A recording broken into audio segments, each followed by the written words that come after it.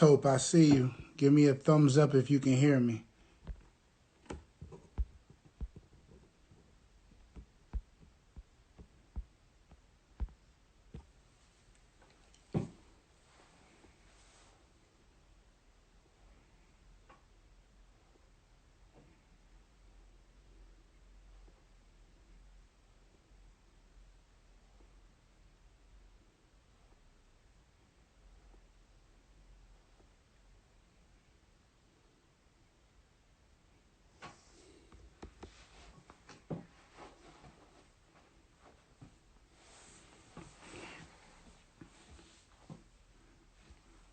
I got you, Tope. You're going to start in 2 minutes.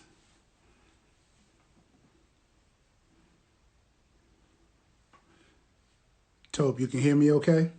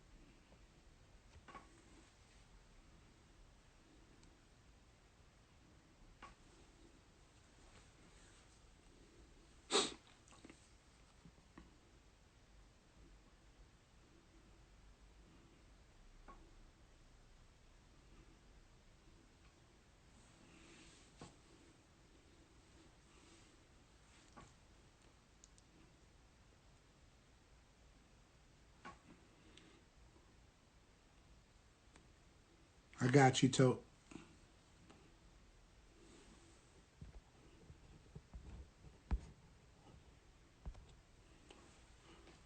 Welcome to episode 69 of the Positive Impact Podcast, where we talk about all topics relevant to the game I love. I am your host, Terrell Dozier, and tonight's guest is a giant in grassroots basketball and has been for a long time. Our first West Coast guest. Very excited. Let me introduce you to Mr. Etop Udo-Ema.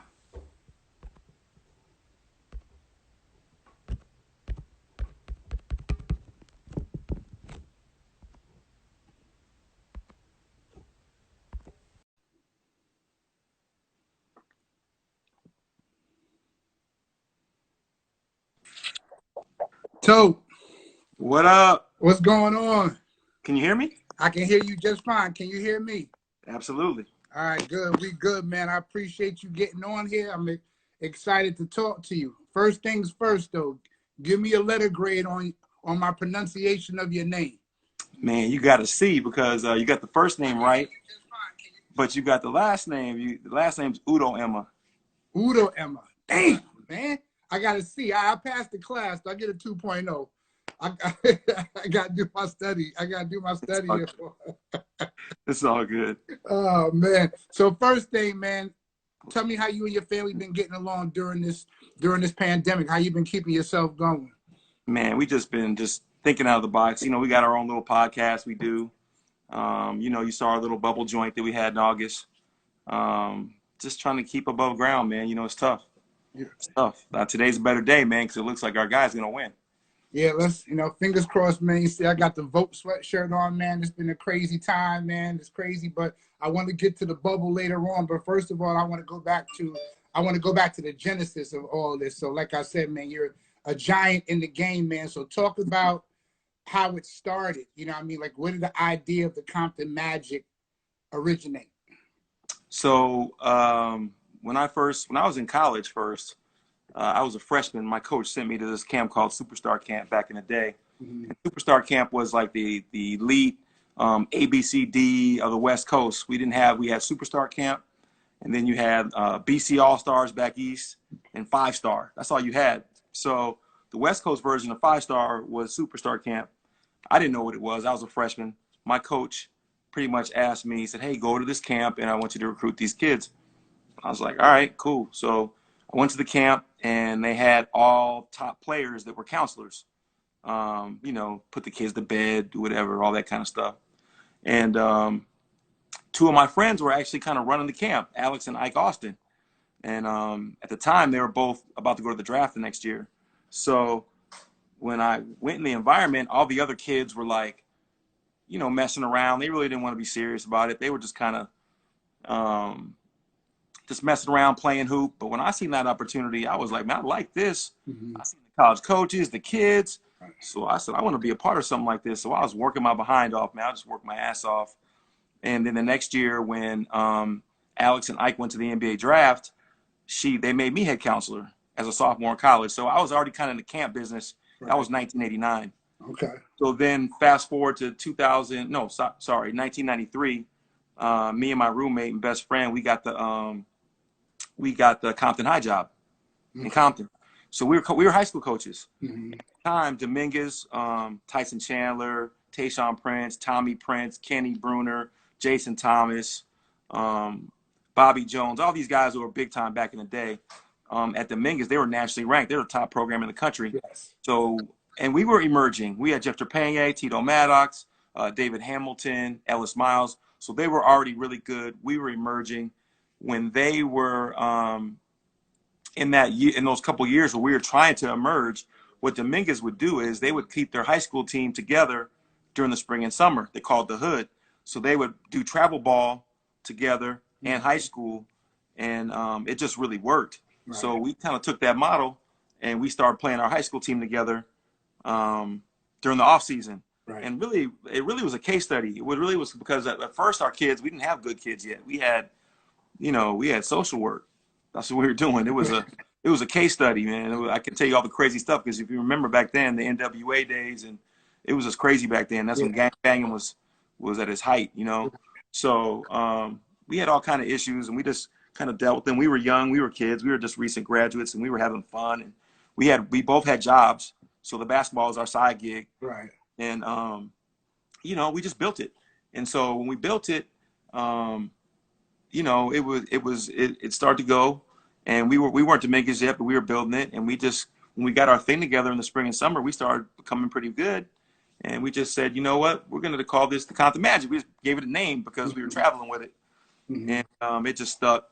And then fast forward to 2001, we got our first shoe deal. Back then we had a Reebok deal, but it wasn't real. And then we got our first real deal probably back in 2001. Right. So if you can share, like, because you just said real shoe deal it wasn't really a good shoe deal. So a lot of people out there, look at sneaker clubs, right? So you got your Adidas circuit, Under Armour circuit, you got your Nike circuit. If you can explain to them what you mean by a shoe deal when a shoe team is sponsored. It's not every kid on the court buying 10 of the same pair of sneakers. Like, what's an actual shoe deal when your program is sponsored? Well, so I go back to even the 90s when we had our first Reebok relationship. I'll call it a relationship. It wasn't a deal because what happened was I was out there kind of helping the Reebok rep sell to high schools, and he just took a liking to us. So he's like, hey, you guys are doing some really good stuff in the neighborhood. You're doing good community service. I want to help you guys out. And we were like, okay. Right. So he actually connected us with the urban marketing guy at the time. And, he gave us a little bit it wasn't a contract, but he gave us a little bit of money to run some events, and they gave us some gear. So it wasn't a contract. Right. It was just a handshake relationship that was good. So fast forward to 2001 when Adidas came to me and was like, hey, we want to sign you guys. Right. I was like, what's that mean? Sign us? Like what? Sign what? Like, I didn't know what it meant. Like, I really didn't even know what it was because we were high school coaches. Right. We were doing it, and it was like, we want to sign you guys to a deal. We think you guys are going to be good. And, and I was like, okay, well, what do we got to do? They're like, just represent the brand, travel, do your thing. I said, well, okay, so we can do that. So that's where it all started. So the shoe deal, I think, like you just referenced, you have Nike, you have Under Armour, you have Adidas. And obviously, I work for Adidas, so I can give you the whole lay down of it. But what happens is at Adidas, obviously, we have now I think it's 28 branded teams. I think Nike is somewhere between 36 and 40. Under Armour is the same. And those branded teams are under contract to, obviously have the kids play in their circuits and represent their brands. And those are the real deals. There's 40 at Nike, 36 to 40, 36 to 40 at Under Armour, and we have 28 to 32. And anything beyond that, there's different levels of sponsorship. We have situations where you have guys that have product deals only, and that's still considered sponsorship. It's still free stuff. Right. There's difference between money and product and combination of the both. And some teams that don't get either, but they're a little bit more, they have a little bit more juice to the brand or not. So there's different levels of sponsorship, but the real sponsorships are those top teams that I just mentioned. Those, 36 to 40 and those 28 to 32, those are the real. So there's really 100 and whatever that is, between 100 and 120 real sponsor teams. Right. So you guys are the Compton Magic, but it's not like every kid is from Compton, right? So not anymore. Right. So I read an article like people like, oh, why do you call yourself the Compton Magic if everybody ain't from Compton? And talk about your response to that, right? Because everywhere, like, there's kind of a thing of like, you get these deals, you have to keep the deals, and in order to keep the deals, you gotta have the best. You know what I mean? So talk about that. What that's like of keeping the contracts and keeping kids in, because you got kids that want to come to your program. So what is it about your program that makes kids want to come and play with you from wherever they're at? Well, even with like Compton Magic, take it for instance. So Compton Magic, we started, me and my roommate and my best friend, who's the coach at UCLA right now, born and bred from Compton. So we went to Dominguez High School, went to UCLA, went to UC Irvine. Mom, obviously lived in Compton all his life. So the reason when I first came to Irvine, that's all I knew. I'd never been to California. So when we had holidays, Thanksgiving, Christmas, I went home with him. So I went to Compton. That's all I knew about California. Right. So then when we got out of school, we were in Compton teaching and coaching. That's all I knew. So from I'll go from 1990 to 2004 or 5. All we had was Compton kids. We didn't have no other kids. Right. So we were strict. That's why people say that, like, because we were strictly a home, like we were really a home team back then. We had all Compton kids because we were coaching and teaching in Compton. Right. So then as you evolve and things happen, we still have a couple kids from Compton. And the give back for me is we sponsor Dominguez. We sponsor Centennial. We still sponsor both high schools in Compton right now. Right. Whatever level of talent those kids are, girls and boys. So, that's just where we're from. So we would always call ourselves that. And even though it evolved into what it evolved into, we never had any idea what evolved into this. Right. That wasn't the intentions. We weren't sitting there going, oh, we're going to create this super team and have NBA players. That's not what it was.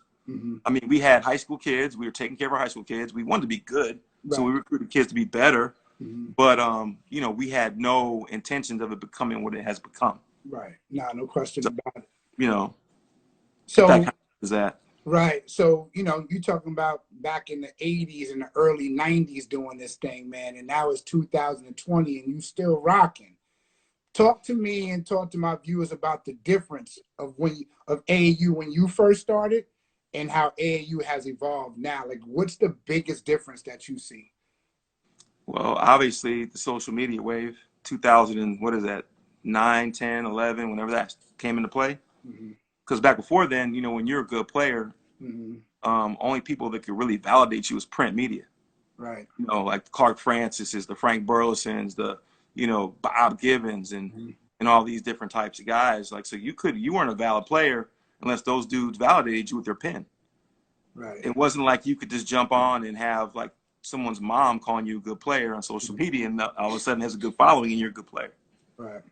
So there's a big difference in the kids nowadays and the kids back then. Because I think nowadays, the social media plays a big part in guys. So a lot of guys getting clout, a lot of guys getting ranked, a lot of guys being good, trying to figure it out. Back then, it was just, it was hard nosed. You just had to be good, and you had to figure out a way there. You had to get in the stage. You had to produce, perform.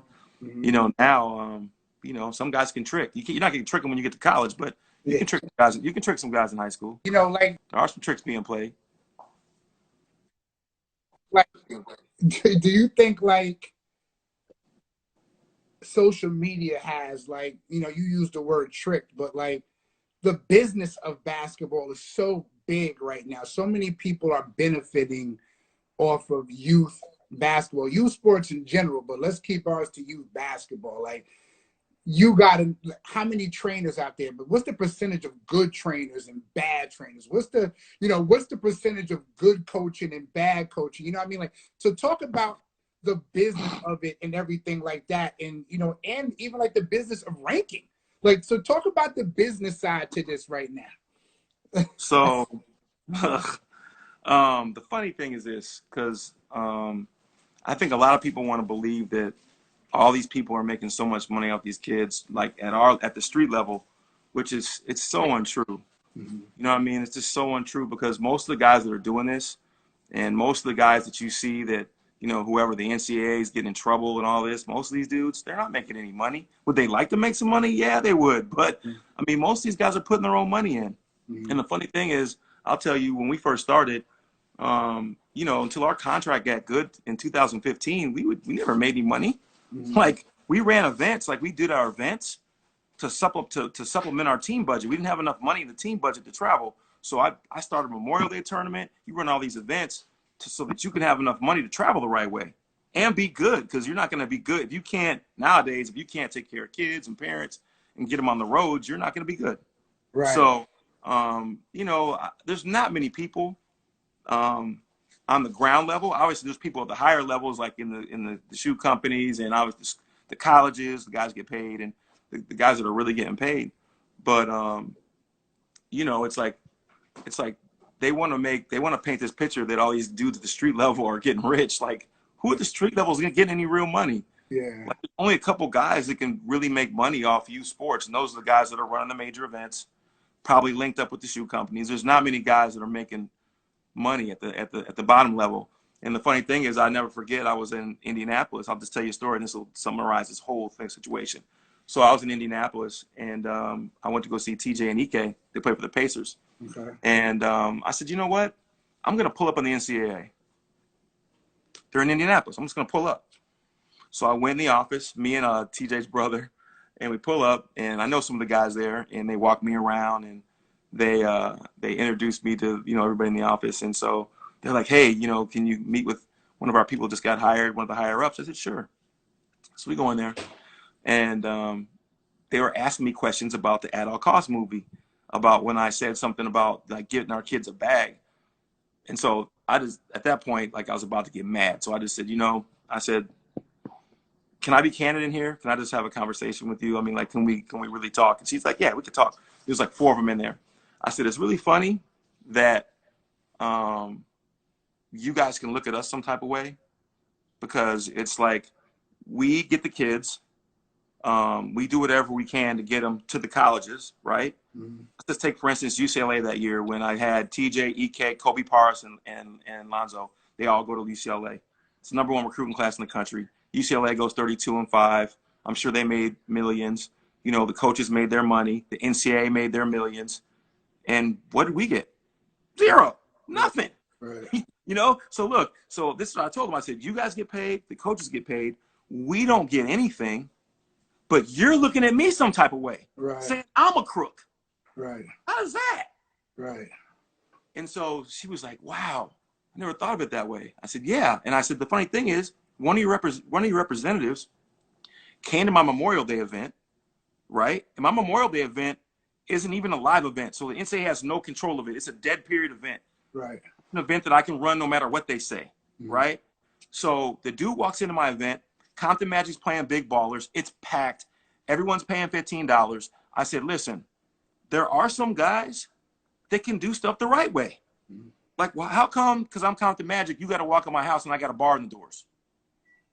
Mm-hmm. I can't be a dude who's like a normal functioning businessman. The one thing that they don't understand is me and my wife were in corporate America for 20 years before I was ever self-employed. Yeah. So it's unbelievable the stereotypes they put on us. You know what I mean? I worked for Ford Motor Credit for 15 years. I worked my job and I coach high school. Right. The high school coaching and the AAU was a side thing that I loved to do, but I had a job. Mm-hmm. I had a job, a full-time job. And people right now, like, just because they see all the kids going to the draft and all that, and they see the Onyekas and the Mobleys and TJs and all these guys, they just think that this just evolved into some money-making factory overnight. Like, bro, I had a job. You know, it's the funniest thing because Yeah. they see everything now and they think that it just happened overnight. They think that we got it through basketball, but most of the people that I work with that work in our company are either teachers or had jobs. Like right now, I'm fortunate enough that I don't have to work because I'm at a point in my life where I built up my events to where I'm good, and my wife was working, so we were good. But in the beginning, all the way to 2008, 2009, I had a job. Right. Nah, that makes a lot of sense. So, when I told some people that you were going to come on tonight. Obviously, I put it on social media and I got hit up by some people, man, was like, yo, that's big, man. Like, listen, man, he's a good guy. So you're all the way on the West Coast. I got people over here on the East Coast talking about, yo, he's a good guy. So talk about. Well, hold on. I love my New York fam now. You know, we got our legacy in New York. I got all my people. I see Bucket fam on there. You know, Yeah, I got all my people in Brooklyn, in the Bronx, Harlem. You know, I'm in New York. I be no in New doubt, York. no doubt, man. So a lot of people was just, got Hey, a I'm lot of originally from respect for you. Connecticut. I'm originally from Connecticut. You know that. What part of Connecticut? Norwalk. Okay, okay, I went okay, to no, Brian McMahon High School for 2 years. okay, okay. Mm-hmm. So, you know what I mean? Like, like people have a lot of respect for you. Obviously, in anything, you probably got some people that don't like you, but talk about, A lot of those. talk about, how you are and how you run your program and how you run your events. But a lot of people, like I said, got a lot of respect for you, man. So, and you've been in this game for a long time. So talk about how you wanted to build yourself up and build your brand up to the place where you are now. Bucket fam. um, I will tell you this, man. Like the one thing that, and I don't know if you pay attention to what we're doing. Mm-hmm. Yeah, Bucket fam, Adidas legacy. I see you, boy. But the one thing that has really driven our program is what we do in the community. We do a lot of community work. So, when you're younger, you're competitive, man. Like I was out there, I used to coach and, we used to fight. I mean, just all the goofy AU stuff, like when you're Yeah. younger, right? In your Mm-hmm. younger days, all that stuff you used to do just to be competitive because you're so competitive, you want to win. As you get older, you start thinking of things. I have a 12-year-old daughter who plays volleyball, a 16-year-old daughter who plays volleyball, and my son who just graduated from college. But now it becomes, like I'm 51. Even though I don't look it, I wear the hats, and sometimes people probably can't tell, but I'm old. So, all you think about now is what is somebody going to remember you by when you pass away? I mean, I've been going to so many funerals. That's all I wear suits for nowadays. And it's like, I just, you cry and you just sit back and you think like, wow, like when you get to this moment, cause you could be, one of my good college friends just died. He was younger than me. He died he had a heart attack in his hotel room. Just, it's crazy right now, people dying. So you don't know when your time's going to come up. So it's just, the thing to me is that how can you prolong your legacy? And that's just how everything I think about, like everything that I want to do personally has to do with my legacy. And that's outside of basketball. I'm using basketball to use what I do well to try to permeate in the community. We have all these community projects in Compton, create a legacy. We do all these things in Compton that we're really proud of. Mm-hmm. And I'll be honest with you, I get the most joy out of that. Do I love having Onyeka Okongwu, who's going to be a top 10 pick in the draft, and we're going to have a draft party at my house, and it's going to be awesome. It's going to be the NBA is going to come in here and do a green room. It's going to be cool. That's awesome, man. Trust me, that's another part I love, just seeing a kid go from nothing to becoming a millionaire. It's awesome. But I get much more enjoyment out of what I think we can do for the less fortunate. That's kind of what drives me, man. I mean, because I think that the basketball is great, but you know how basketball is, man. As soon as you're not on TV anymore, people don't even know who they forgot. Like, oh yeah, whatever happened to him? Yeah. I was like, dang, he averaged 30 last year. You don't remember who he is? Yeah. I mean, but if you can go in and make an impact in the community, I think it goes a long way. So I think that's me personally. Those are my personal goals. My personal goals are to be as deep as I can in the community. I got this, I'm with the Abbas group. That's how you got to me. Mm-hmm. That's going to really, I'm really excited about Abbas, about ABIS. I don't want to call it Abbas. I want to call it ABIS, but I'm really excited about ABIS just because I think like we're going to do some special things. I think we could eventually be kind of like an NAACP for sports. and we're working on that every day. Yeah. We have stuff that we're doing every day, and I'm excited about that because those are things that correlate with my legacy piece that I'm trying to do here in LA. Right. You know, and just the stuff that we're doing in the neighborhood, man. Yeah, no doubt. That's what moves me. And don't get me wrong, I love having the top guys, and I'm going to use having the top guys to affect the community. Right. You know, you're calling me from New York and you want me to be on. I don't know what for, but you know, that's the story. Like the story is we're just trying to do what we can to push the needle in the hood. Yeah, nah, no question about it. Shout out to Gary Charles too for this ABIS thing. I think it's going to be big too. So, you know, everybody now is talking about Mikey WIlliams. You know what I'm saying? But like I said, you know, Mikey WIlliams for you might be the latest one in a long line. Like, you know what I'm saying? It wasn't like, oh, you know, Mikey WIlliams is here. Like, you got to go back and back and back before, you know, there's some guys that paved the way for Mikey WIlliams. So, you know, talk about him. He's making a lot of noise now with this HBCU thing and everything like that. But, you know, talk about the great players that you had come before him. Well, there's so many, and I don't want to disrespect anybody. Mm-hmm. Like, Mm-hmm. you know, I mean, because I can go back to, like, I was talking to David Hamilton yesterday. I talked to David Hamilton a lot, Mm-hmm. and so proud of him. I don't know if anyone, to remind people who he is, we had him in the 90s. He ended up going to Auburn. His nickname is Super Crit. That's what everyone knows him by. Mm-hmm. 6'8", 240. Could have been an NBA player, but, you know, just came from nothing and just did his best. And, you know, he's had his challenges in life, and now he's really turned his life around. He's helping kids. He's in Atlanta.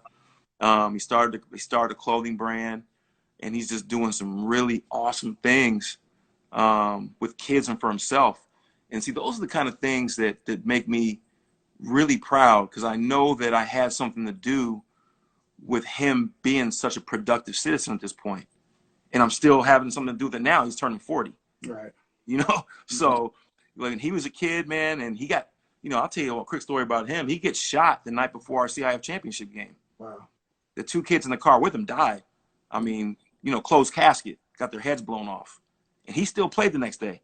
That's how crazy as a kid, how how when he was growing up, his life was. Because to him, it was normal. Like anyone who something like that happens to, you know, you're gonna be traumatized. Right. Probably. Like for him, it was normal. Next day he played, he got 28 and 17.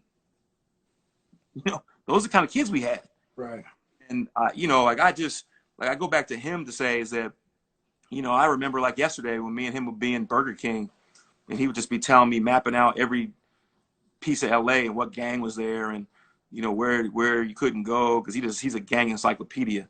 Mm-hmm. And to now, to where yesterday, you know, he's telling me how he's picking up all this stuff, and he's got his cars full of gear, and he's just sold this, and his company's about to blow up, and he's going to talk to these kids, and like he's just doing all these exciting things. He's about to buy a house. Like I'm excited. I'm so excited for this guy. Like that's the kind of stuff that gets me going. So I'll go back to him. So I have thousands of case studies because I've been doing it so long. Very proud of every single one of them.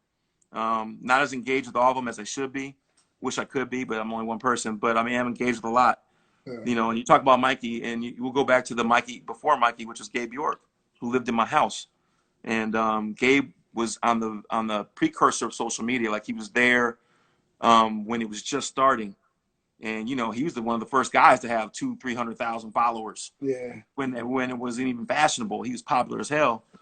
Goes to Arizona, and, you know, he still had a good career. Things didn't work out exactly like he thought. Mm. And then you get to a guy like Mikey WIlliams, fast forward, and, you know, Mikey's just different, man. And it's crazy because, you know, I don't think people really understand how important that HBCU comment was for HBCU. After that happened, a lot of people got involved. A lot of money was donated. We can't directly correlate it to his comment, but as soon as he made that comment, it just went crazy. Mm-hmm. And, you know, we're talking about, at the time, a 15-year-old kid. Right.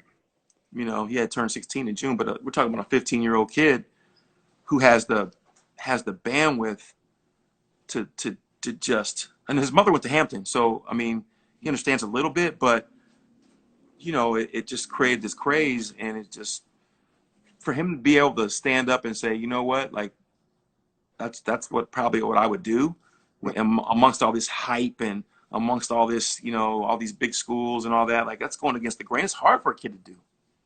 So young, You know, yeah, not so young, it's and hard. understand that he might have the ability to turn the needle too, and that's huge. When a lot of these kids are so blinded by the blue bloods. You know what I'm saying? Like, for a lot of these kids, it really doesn't matter where you go. Like, your path is your path. So why not do something? Why not do something different? You know what I mean? I think I just respect him. Like, at the end of the day, I don't know where his journey is going to go. I'm praying for his journey. I'm praying that it goes in the right place. But I will tell you, like, he has got monster guts by the way he moves. He moves to his own thing, and you got to respect that, man. You got to respect it. I mean, I really respect the kind of individual he is at his age. Like, he just won't follow anybody. He's going to do his thing. And you just got to respect that. I mean, I respect it. I'm just rooting for him all the way to the end. Nah, no doubt about it. So I want to switch speeds from basketball for a second, and not only did we have a COVID pandemic in our country, but we had this social injustice, which was huge in our country right now. So right off the bat, we talked about this huge election that's coming up. So first, I want to ask you, like, your thoughts on it, and then I want to talk about the Magic bubble a little bit and how you kind of brought the social injustice piece and basketball together. So my thoughts on it. First, we go to the election, because I've been glued to the TV for 4 days. I run social media for ABIS, but Yeah. I did nothing these last 3 days because that's how important this election is to me. And it's like I've been glued to CNN for 3 days, and I love the way they move the charts. And I actually, like, I don't know if people understand how much everyone, I think, has learned from this election. I've learned so much, just not really understanding the complexity of how every district has tons of people working to get those votes right in these campaigns. Like, from the polls to recruiting to all these different things. Like, this is a major enterprise. Like, when you see these, like, I just appreciate when they go in and they show the places and they're counting these votes, and he's pointing on the county and how many votes are left and can we get there. And it's like, I was on Twitter yesterday, and I don't want to go down on somebody, but I Ice Cube said something, and he tweeted something, and I see Breeze has jumped on here, and Breeze jumped on his tweet, and Breeze is one of my coaches, and that's how I saw it, because she retweeted it and she put a comment on there, and there was a lot of comments because a lot of Democrats were on there because they were criticizing him for, like, doing something with Trump. I guess Trump had promised him like $500,000 to the hood, and like, he was basically on Twitter saying, like, how are you mad at me for getting Trump to give the hood $500,000, whatever it was. I don't know the number. Don't quote me on what the number was, but how are you going to be mad at me for having Trump get money for the hood? And everyone's like, he's not going to give us that money.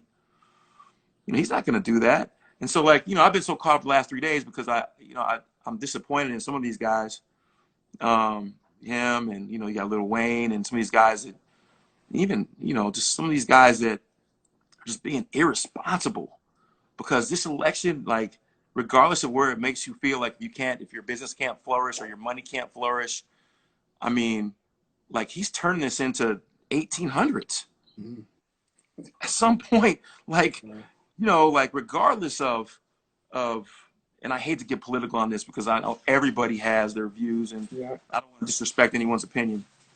This is my opinion, and this is only mine, no one else's. But it's so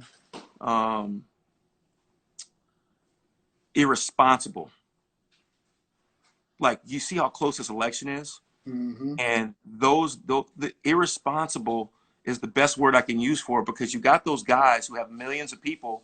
Kanye got 50,000 votes or whatever, and then you got Ice Cube and everybody else. Who knows how many people did not vote because they spoke. Forget about who they voted for. They probably said, we have two bad candidates. I'm not going to vote. Now we're down to a nail-biter election where this guy's going to go to the court to check all the votes.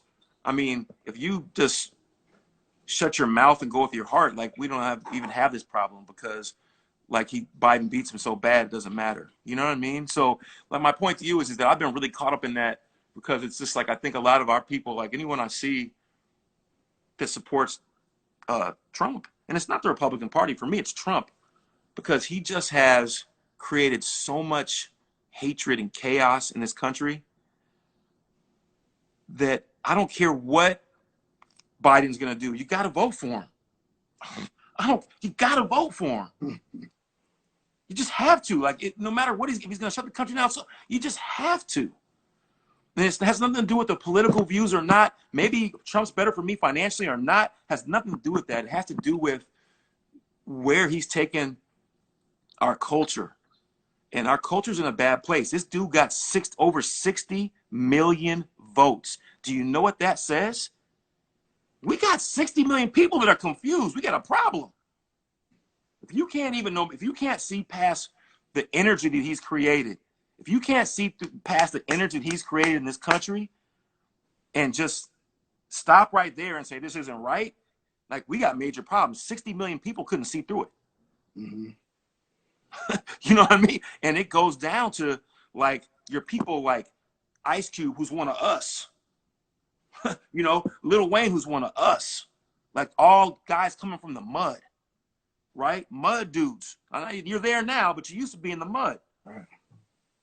Like, I just don't understand. Like, it's crazy to me, man. Like that, and that again, like, it's just crazy how you can't, as a person who's been through struggle, because all of us have, all minorities, black and brown.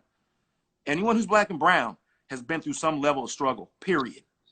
Period. You've walked in a restaurant, you've walked in a grocery store, and people looked at you the wrong way, haven't served you, whatever it might be. You might have got put your face to the ground, like all of us have, whatever.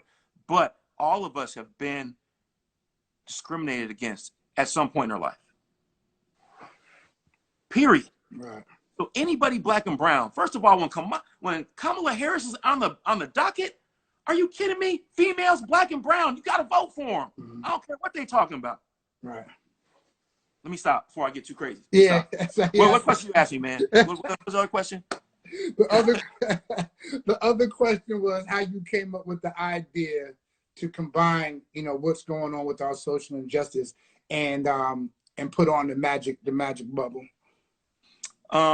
So our kids hadn't played, man, and you know, I think it's a real sad place for the kids in 2021. It's tough.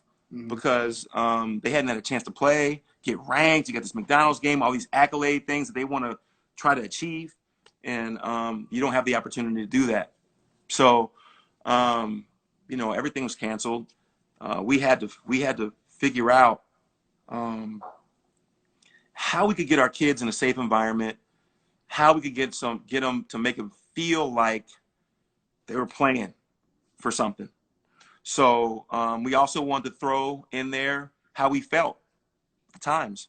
So that's what we did, man. We put some money up and put together an event where we had our current kids play against our alumni, and we spent some money on some social messaging. And all I did was invite all the media and all of our kids, and it ended up being just an unbelievable situation, because with the signage that we did and with the media, with the great media that showed up, which is all the great media in LA and all the media that we know, with the photos, we had like 10,000 photos. We had 2,000 videos, and everyone was competing to do the best work with the media. So what do you think happens then? You got all these drop boxes, the kids are getting them, everyone's posting all their stuff. You know, we got 100 million hits in that event. It's crazy.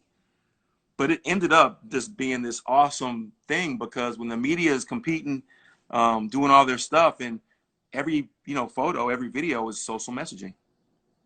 And our 4 pillars were, you know, equality, peace, justice, change. And you're just seeing all this beautiful messaging go across the board. It's still going. Like, it's still popping on social media here and there. And it's, you know, 2.5 months later.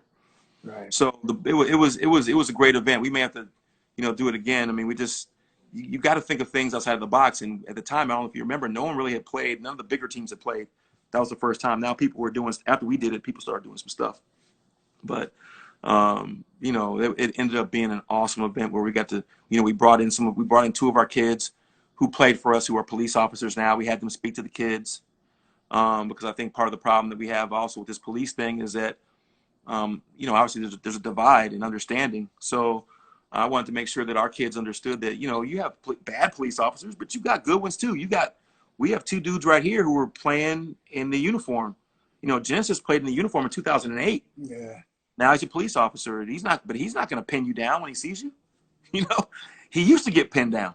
Mm-hmm. So I think that was big for us to try to do something like that. And we brought all our alumni back and just trying to, you know, really make a change with our kids who all have influence in social media and influence with kids and influence with other people. And hopefully we continue to move the needle like that. So that's what the bubble was about. Nah, it was a good look. I checked it out. It was definitely a a good look. And obviously, like, as I can tell, you can get animated. You know what I mean? You could definitely get animated. So let's talk about this podcast that you're embarking on, because you're kind of you got a lot of knowledge.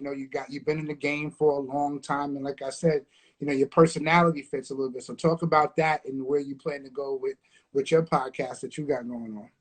So we, in the pandemic, you're just trying to find ways to stay fluid and stay alive, and just, there's not much you can do. Like the gyms are closed in California. We've been shut down for a minute. You can't really run events out here. So I was there in the beginning with, actually it started like this. I was on Gilbert's podcast. So when Gilbert called me to be on his podcast, I did it. He actually came to my house. We did the podcast at my house. And, his son is a really good young player. His son is like 13. He's either 12 or 13. Mm-hmm. And he's about to come into the high school space where we're at. And, his son's going to be really good. So I think Gilbert's really trying to acquire knowledge on how he's going to move forward with his own kid. Mm-hmm. So when he came in to do my show, he was all ears. And, Gilbert's usually witty. He's usually coming at you. If you ain't careful, he'll smack you upside the head. I mean, you got to be real ready for him. So I was ready for him. Like, I was waiting. Because I know Gilbert, when Gilbert was a player, I coached the pump team for 1 year, and he actually played the team when I was there. So I knew him when he was a kid, him and his dad. So I know him pretty good. And I was just waiting for him to come with some stuff. And by the time we got talking, he was so engaged trying to figure out and learn, like, whoa, okay. Like, I didn't know travel was like that now. I didn't know, like, the high school level was like that. Because I started giving him little nuggets. And he really, like, was just he really was speechless. He couldn't really. So his podcast people were like, man, you need to do podcasts. I was like, all right. I mean, just let me know. So they called me up, and we started talking about brainstorming on ideas. And I told them that I thought that a good place for our podcast to live would be Ball's Life. Back when Ball's Life started in 2005, we've been with them the whole way. Like, back when no one believed in the videos, when they were first doing them in 2005, Matt and Eric would jump in my bus and film our kids, and they would stay with us and travel with us. Best is back before the clothes, before all the glitz and glamour, Mm-hmm. before the followers and the 7 million followers, whatever they have. Before all that, this is when they were just embryonic phases, and nobody believed. Like, they were doing their highlights, and everyone was like, what is these, like, those dudes, they were hating on them. Mm-hmm. Like, what are these highlights? And I was like, I saw it, and I saw something in it. I'm like, you know what? I see something in that. So we've been with them out the whole way. So I pitched to using Ball's Life as the home for where ours is going to live. Mm-hmm. And so I called Matt and got the podcast guy with Matt at Ball's Life, and we just put it together, and it's been working pretty well. You'll see on my social media, you see Tonal, who's one of our sponsors, that new machine, the machine is awesome. Yeah, Like, you've been talking about I didn't even that. know what it was, but I'm telling you, when I got on it, like, I lost 20 pounds. I'm religiously on that machine. Mm-hmm. Me, my daughters, my wife, my son, that machine is incredible. Even though I didn't know what it was at first, but now that I know, You know what it is. I know what it is. Like, everybody out there, get your Tonal machine today. No, that's the plug. That's the plug. All right. We got Lisa Mattress and some other sponsors, but it's worked out really well. I mean, for a time where people are struggling to figure out, how to move. And I think we did the first bubble video, and we got like 60,000 views. And then Mikey's is in the 80s or 90s. But, hey, we're just inching and trying to figure ways to stay relevant. Nah, no question. Nah, you're definitely doing that, man. So as we get ready to wrap this thing up, I just kind of want to hit you with a few quick hitters, off the top of the head. So my first question is, toughest matchup that you've ever coached in all your years, man. Like, take me back to that game with like you really had to coach this game. People aren't gonna remember, but this is in the '90s, and we ended up playing like it was crazy. This is back when we were just starting to get good, and this is back in the '90s. Like, I didn't have any coaches. I was the only coach. And I didn't have any, like, it was just me running around with the kids doing whatever. Like, it was really just a super mom and pop situation. We didn't have no resources. Right. So, other than what we put in ourselves. So, and I was young, man. I must have been, I probably was like 24, 25. But I still could play. So I get in the layup line with the kids. I'd be dunking in the layup line, all that, like talking crazy to people. And we ended up playing Dominguez in the championship at Long Beach City. Mm. And when I tell you it was a war, I mean, like, I can't talk the way I was talking in that game on this podcast because it'll offend a lot of people. But, like we were about to fight, like, the whole game. Yeah. You know what I mean? Like, it was just we end up, like, the first time we ever beat them, but it was just a war. And it was at Long Beach. It was at the Long Beach Fall Hoops Classic. Okay. But, people won't remember the players back then. I mean, like, Kenny Bruner was playing, those kind of guys. Right. But, like, these guys nowadays don't know those players. So. Okay. So you about to start a podcast. You're not starting. You're doing a podcast right now. We're on episode 5, yeah. So 3 individuals, dead or alive, if you can have all 3 on a podcast, on a game-changing podcast, who would those 3 individuals be? Dang. Like, now?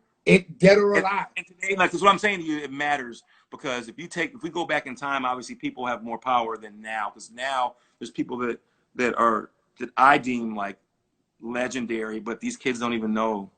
Like, my favorite player, like, listen, the person who I deemed like the most legendary dude to me is Julius Erving. Okay. To me, that's me personally. I'm asking you the question. So, but listen, when I'm doing my events. And we do these events, right? And we have these jerseys, and they have all these numbers on them, like 1 through 250. Whenever I get to 6, right, I'll ask them, like, "Hey, look." No doubt, Long Island's finest, right there, baby. Long Island. When I get to number 6, nobody not go. You got a number here, bro. You know who wore this number? Ain't nobody. I haven't had one kid who's been able to guess that number. Right. And it's just nuts to me. That is crazy. To me, it's nuts. Now, you're right. They got to know the history. So, Doctor's on the podcast. Give me 2 more. Dr. J, man. Like, Dr. J, and Dr. J. But, but Dr. J, and obviously it's probably in contemporary, it's got to be LeBron. And the reason it's got to be LeBron is because LeBron is the ultimate sportsman. Mm-hmm. And I mean that in the way of just, you got to respect just the way he's done his deal all the way to now. Mm-hmm. And you also got to respect, like, all the things that he does outside of the game too. Like, I mean, he just set the bar real high for these dudes now. I mean, you set it high. I don't know. I mean, like, you start in schools. I mean, you the bar is real high. I mean, you just, like, for me, even though subtly at Adidas, Nike, we're in competition, but you just got to respect it. Right. No question. At a high clip. No question. You got one more for me? Probably Michael Jordan. Okay. It's a hell of a podcast. Even though Michael Jordan had his little last dance, so the cat's out the bag with him, but he's still probably a very interesting conversation. No question about it. And then you kind of answered. So I always, like, start off with the same question. I end with the same question, which is usually, when it's all said and done, how do you want to be remembered? But you touched on that earlier. So my last question to you is, and I'm going to go back to the Magic Bubble. There was a special banner, right, up there with all your players up there. Mm-hmm. Through all the years. So my last question to you is, what does that banner represent, and what does that banner mean to you? That banner was, it was a life-size banner. Yes. So a really good friend of mine, who used to work at Adidas with me. His name's Albert Hall, Hall Pass. He's just an awesome guy, and he's just a really creative guy, and a guy who really knows how to just. He runs the NBA Summer League. Like, he's just a great event guy. So when I had this idea, first place I went was to him. And I went to his office and I sat and I said, hey man, this is what I'm thinking. Like, how can we bring this to life? And so we sat there in his office and we just brainstormed on all these different things. And, you know, I had the idea of the collage. One of his artists put it together. And, you know, that collage just, it was I think it's a 20-foot. I still, you know, we get to keep all the stuff we paid for, but it's a 20-foot by, no, it's 8 feet by 20 feet. It's like, it's a monster size banner. Yeah, it's almost quarter, right?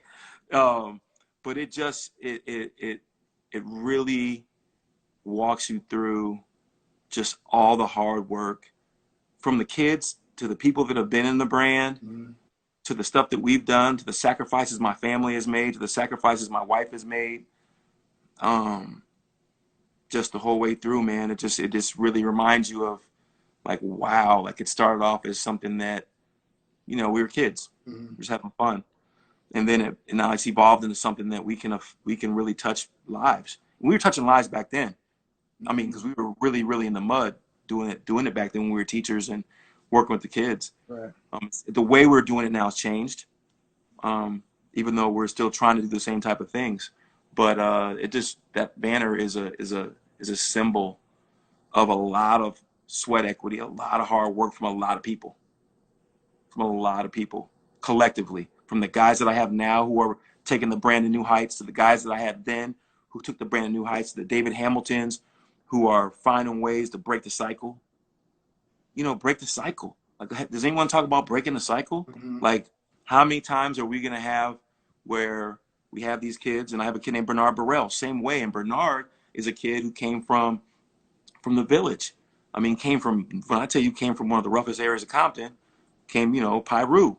And the crazy thing with Bernard is Bernard is breaking the cycle. His family was all in the gang. You know, his dad's in jail for life. He found this thing, figured it out, went to college, got his degree, and is breaking the cycle. Nice. How many kids can we get to, I mean, and that's the key, how many kids can we get to break that cycle? Right. And now he's helping us, and him and David are helping kids, and they're giving back, and those kids can really relate to them because they were them. Right. And we can relate to them too, but I'm old. I'm 51. Yeah. So I was them, but I'm a little older, but they were them a lot sooner, not that long ago. Right. Bernard played in 2008, so he was them 10 years ago. But he broke the cycle, and he's not doing anything crazy, and he's out there, and he's helping kids, and, you know, he's having a baby, and he's creating a family, and he's doing positive things. So the more of these kids we can get to break the cycle, you know, the less bad things are happening. No doubt. Beautiful. I love that. That's a great answer. I appreciate you. And I appreciate you coming on here and giving me the time and taking my phone call. And we had a great conversation when we talked on the phone, and it was great. I'm looking forward to, you know, keeping in touch with you and building with you, man. But I appreciate you coming on and dropping these nuggets, man, and everything like that. And we'll definitely be in touch. I appreciate you so much, man. Thank you. All right, man. Appreciate you. All right. Later. Yes.